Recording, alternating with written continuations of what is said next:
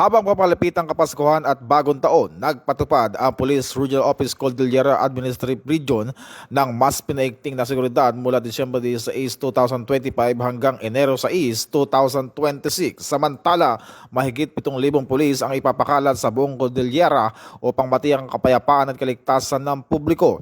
Kabilang sa mga daragdagan ng mga pulis ang mga kalsada, terminal, pamilihan, malls, parke at mga simbahan. Mayroon ding augmentation unit at force multipliers na tutulong sa pagbabantay ngayong holiday season.